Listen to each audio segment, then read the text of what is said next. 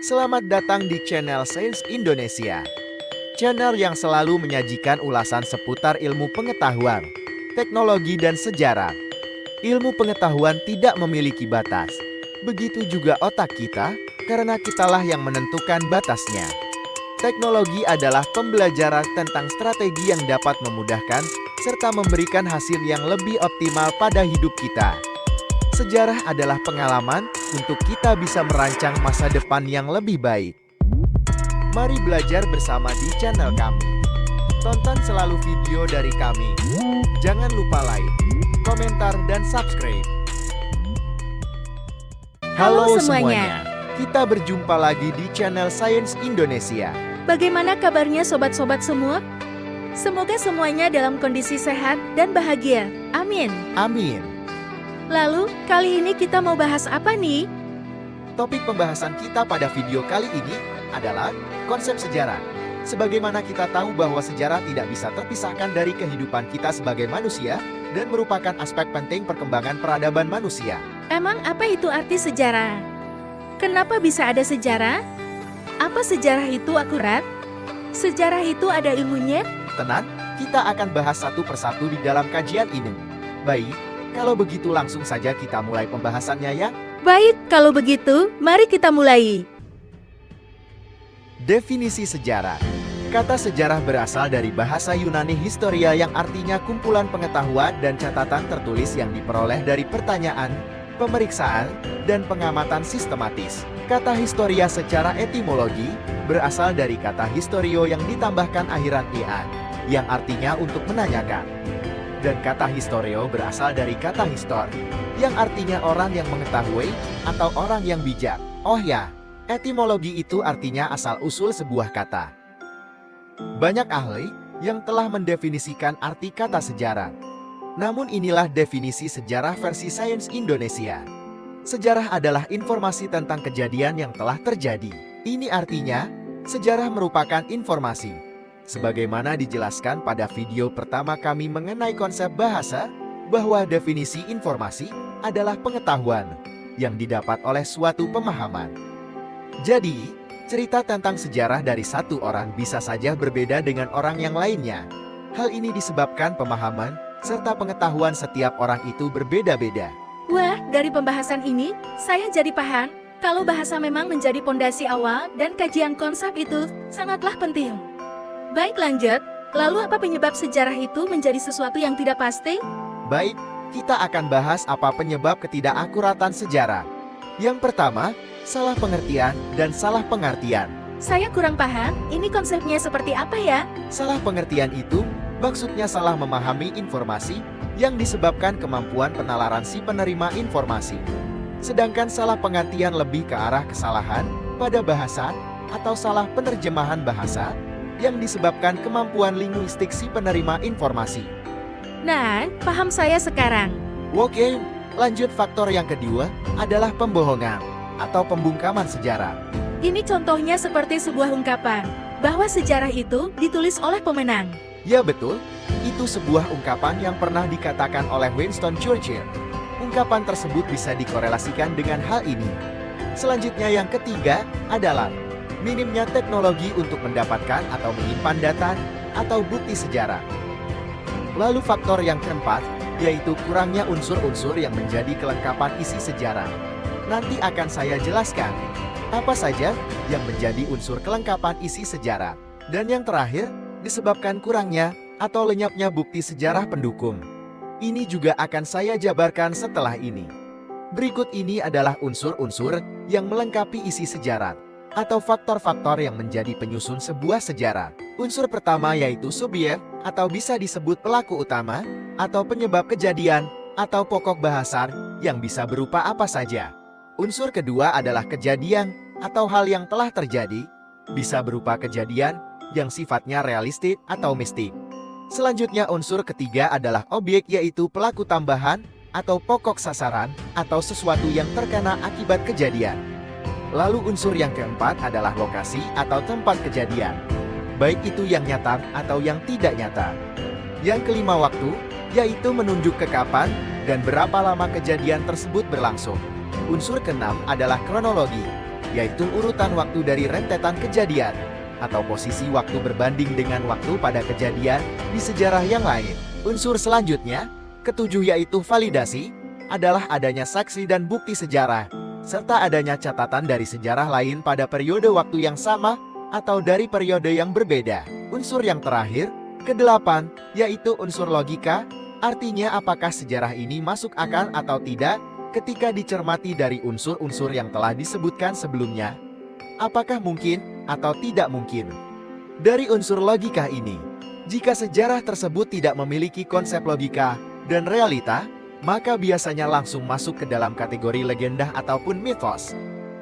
Selain unsur sejarah, saya juga akan membahas tentang penyebab kehancuran atau lenyapnya bukti sejarah. Faktor-faktor tersebut adalah kecerobohan manusia, kesengajaan manusia, dan bencana alam.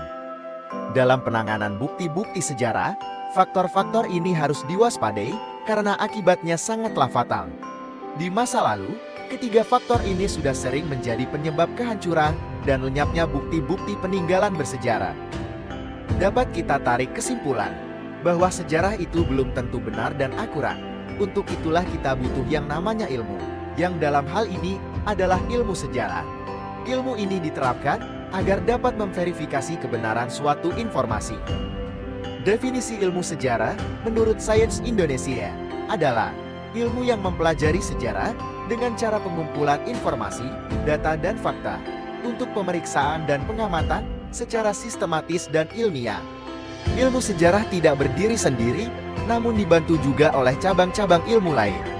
Ilmu pengetahuan yang dibutuhkan untuk penelusuran sejarah diantaranya adalah ilmu yang mempelajari bahasa, yaitu linguistik, ilmu yang mempelajari tulisan naskah kuno, yaitu filologi, ilmu yang mempelajari tulisan prasasti, yaitu epigrafi. Selanjutnya, ilmu yang mempelajari gambar dan simbol, yaitu ikonografi. Ilmu yang mempelajari keramik, yaitu keramologi. Ilmu yang mempelajari mata uang kuno, yaitu numismatika. Ilmu yang mempelajari logam, yaitu metalurgi. Ilmu yang mempelajari batu permata, yaitu gemologi. Ilmu yang mempelajari mineral, yaitu mineralogi. Ilmu yang mempelajari tanah, yaitu pedologi. Ilmu yang mempelajari batu, yaitu petrologi. Ilmu yang mempelajari pengendapan tanah, yaitu sedimentologi. Ilmu yang mempelajari perlapisan tanah dan batuan, yaitu stratigrafi. Ilmu yang mempelajari pemetaan bumi, yaitu geodesi. Ilmu yang mempelajari pemetaan laut dan pesisir, yaitu hidrografi. Ilmu yang mempelajari pemetaan laut dan ekosistemnya, yaitu oceanografi. Ilmu yang mempelajari es dan salju atau glacier, yaitu glasiologi. Ilmu yang mempelajari gunung berapi, yaitu vulkanologi. Ilmu yang mempelajari gempa, yaitu seismologi. Ilmu yang mempelajari iklim semua periode bumi, yaitu paleoklimatologi. Ilmu yang mempelajari fosil, yaitu paleontologi. Ilmu yang mempelajari makhluk hidup, yaitu anatomi. Ilmu yang mempelajari hewan, yaitu zoologi. Ilmu yang mempelajari tumbuhan, yaitu botani. Ilmu yang mempelajari interaksi antar organisme dan lingkungan masa lampau, yaitu paleoekologi. Ilmu yang mempelajari penanggalan umur pohon, yaitu dendrokronologi. Ilmu yang mempelajari penanggalan umur dengan radiokarbon, yaitu kimia fisik. Ilmu yang mempelajari tentang gen, DNA, RNA, dan kromosom, yaitu genetika. Ilmu yang mempelajari asal-usul perkembangan manusia dengan objek fosil, yaitu paleoantropologi. Ilmu yang mempelajari penyakit pada manusia di masa lampau, yaitu paleopatologi. Ilmu yang mempelajari periodisasi waktu kejadian sejarah, yaitu kronologi. Ilmu yang mempelajari silsilah keluarga dan kekerabatan, yaitu genealogi. Ilmu yang mempelajari kebudayaan manusia di masa lampau, yaitu arkeologi. Ilmu yang mempelajari kependudukan manusia secara geografi, yaitu demografi. Ilmu yang mempelajari struktur dan perpindahan kelompok etnis, yaitu etnografi. Itulah cabang-cabang ilmu pengetahuan yang dapat digunakan untuk membantu penelusuran dan penelitian sejarah, serta memverifikasi kebenaran sejarah itu sendiri. Wah, banyak sekali ya ilmu pengetahuan yang dapat kita gunakan. Ternyata ilmu pengetahuan di dunia ini sangat luas sekali. Tentu saja, ilmu pengetahuan dan teknologi itu tidak pernah berhenti berkembang. Ilmu pengetahuan dan teknologi adalah solusi untuk kehidupan manusia, sekaligus menjadi tolak ukur kemajuan peradaban manusia. Membahas ilmu sejarah, tentunya tidak luput dari pembahasan sejarah dunia dan peradabannya. Mari kita lihat bagaimana konsep pendekatan sejarah oleh para ahli sejarah zaman dulu.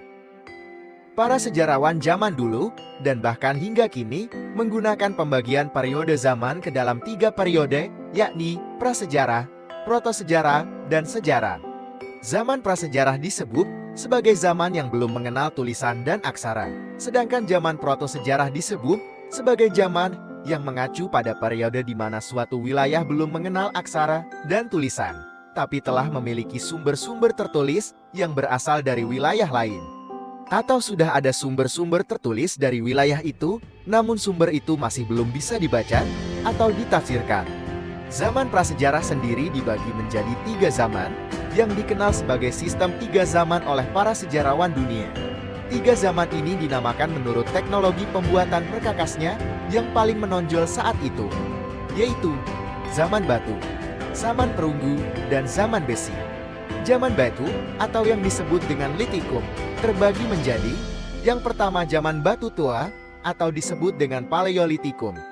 Zaman batu tua dibagi 3 periode, yaitu zaman batu tua awal, tengah, dan akhir, yang mana terjadi periode panjang penurunan suhu permukaan bumi dan atmosfer, hingga menyebabkan perluasan es kutub ke berbagai benua yang dikenal sebagai zaman es. Sedangkan untuk wilayah yang tidak terkena dampak penutupan es, memasuki zaman yang disebut zaman batu lanjut atau epipaleolitikum.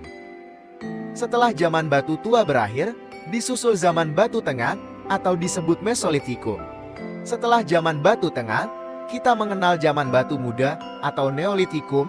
Diperkirakan pada zaman ini zaman es sudah berakhir. Selanjutnya kita mengenal zaman batu besar atau megalitikum. Zaman batu besar ini diperkirakan sudah mulai pada zaman neolitikum. Dan zaman batu yang terakhir adalah zaman batu tembaga atau kalkolitikum. Zaman tembaga merupakan masa transisi dari zaman batu muda ke zaman perunggu. Zaman tembaga ini yang memprakarsai lahirnya zaman perunggu, dikarenakan komposisi utama perunggu adalah tembaga yang dicampur dengan timah, juga dengan beberapa material logam lain, serta beberapa material non-logam lainnya. Berarti awal mulanya sejarah dunia itu dimulai dari zaman Paleolitikum sebagai awal zaman batu, lalu Kalkolitikum yang menjadi akhir zaman batu. Setelah itu masuk ke zaman perunggu, dari zaman perunggu lalu masuk ke zaman besi. Setelah zaman besi berarti masuk protosejarah, lalu setelah itu masuk ke zaman sejarah, begitu ya perjalanannya? Iya, betul sekali. Cukup panjang juga berarti fase-fasenya, tapi kenapa tidak dijabarkan saja detail zaman-zaman tersebut beserta periode waktunya juga? Begini, konsep pendekatan ini adalah konsep pendekatan sejarah dunia oleh para sejarawan di seluruh dunia dari dulu hingga kini. Tapi, ada tapinya nih. Tapi, saya sendiri tidak menggunakan konsep pendekatan dengan metode seperti ini. Boleh coba dijelaskan, apa alasannya? Dan konsep pendekatan sejarah, seperti apa yang kamu pakai? Begini, istilah prasejarah sendiri dimunculkan prasejarawan Perancis bernama Paul Tournal pada tahun 1930. Lalu sistem skala 3 zaman, batu besi perunggu, muncul menjelang akhir abad ke-19 dalam karya-karya tulis para antropolog, arkeolog, dan ahli purbakala Inggris, Jerman, maupun Skandinavia. Namun, seiring penemuan bukti sejarah baru serta kemajuan ilmu pengetahuan dan teknologi, pembagian antara prasejarah dan sejarah mulai menipis atau sulit ditentukan. Penemuan bukti sejarah baru bisa membuat perubahan periode waktu zaman, dan bahkan terjadi tumpang tindih antar periode zaman. Masing-masing zaman tersebut memiliki ciri-ciri dan kriteria, tapi kriteria zaman bisa ikut berubah juga mengikuti bukti penemuan baru. Hal ini akan menimbulkan kerancuan kriteria masing-masing zaman. Saya melihat ke depannya penemuan bukti sejarah baru dapat menjadi benang kusut untuk metode pendekatan seperti ini. Tapi saya jabarkan di sini sebagai bahan referensi pembelajaran. Untuk sejarah dunia, saya sendiri menggunakan metode kronologi. Oh, jadi begitu, saya jadi terbuka wawasannya sekarang. Baik, dengan demikian berakhir sudah pembahasan kita kali ini. Terima kasih telah menonton. Jangan lupa subscribe Jika masih ada pertanyaan silahkan komen di kolom komentar. Sampai jumpa di pembahasan selanjutnya.